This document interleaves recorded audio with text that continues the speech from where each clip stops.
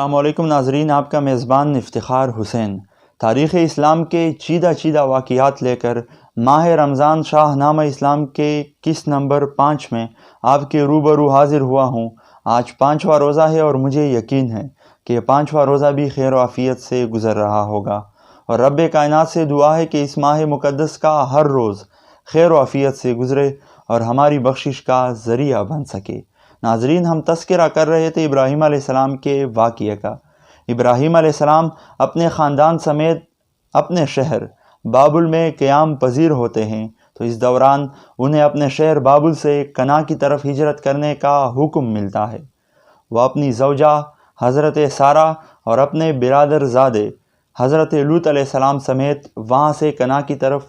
ہجرت کر لیتے ہیں۔ اس واقعے کو ابو الاثر حفیظ جلندری نے اپنے شاہکار شاہنامہ اسلام میں بہترین شعری انداز میں بیان فرمایا ہے، وہ آپ کی سماعتوں تک پہنچا رہا ہوں، لیکن اس سے پہلے ایک تاریخی مناظرے کا ذکر کرنا بھی ضروری ہے۔ قرآن کی سورہ بقرہ یعنی کہ دوسری سورہ کی آیت نمبر 258 میں اس مناظرے کا ڈیٹیل کے ساتھ ذکر موجود ہے۔ ایک مناظرہ ہوتا ہے نمرود، جنہوں نے خدائی کا دعویٰ کیا تھا، اور حضرت ابراہیم علیہ السلام کے درمیان۔ ابراہیم علیہ السلام ایک دلیل پیش کرتے ہیں کہ میرا رب تو زندہ بھی کرتا ہے اور مارتا بھی ہے، کیا آپ ایسا کر سکتے ہیں؟ نمرود جیل سے 2 قیدی بلاتے ہیں، ایک قیدی کو زندہ چھوڑتے ہیں اور ایک کو مار دیتے ہیں۔ یوں بے تکی سی دلیل پیش کر کے وہ یہ بات پروو کرتے ہیں کہ دیکھیں، میں تو زندہ بھی کر سکتا ہوں اور مار بھی سکتا ہوں۔ ابراہیم علیہ السلام دوسری دلیل پیش کرتے ہیں، میرا رب تو مشرق سے سورج ابھارتا ہے، کیا آپ اسے مغرب سے نکال سکتے ہیں؟ یہ بات سن کر نمرود کے اوسان خطا ہو جاتا ہے اور وہ چپ ہو جاتا ہے۔ آئیں آپ کی سماعتوں تک پہنچاؤں کہ اس واقعے کو ابو الاثر نے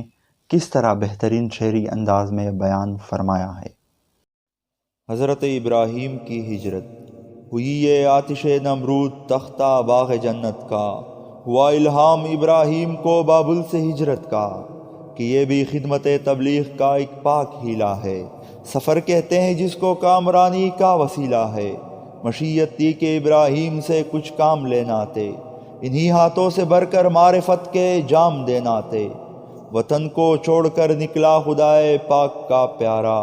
برادر ذات تا ہمراہ یتی حضرت سارہ، اندھیری شب کے دامن سے میں تابہ نکل آیا، بحکم حق تعالی جانب کنا نکل آیا، یہاں وعدہ کیا حق نے کہ ہاں اے بندے ذیشاں،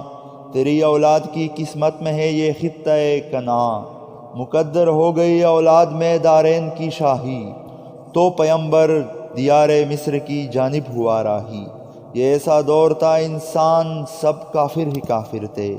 زمیں آباد تھی اللہ کے بندے مسافر تھے، یہ ایسا دور تھا انسان سب کافر ہی کافر تھے، زمیں آباد تھی اللہ کے بندے مسافر تھے۔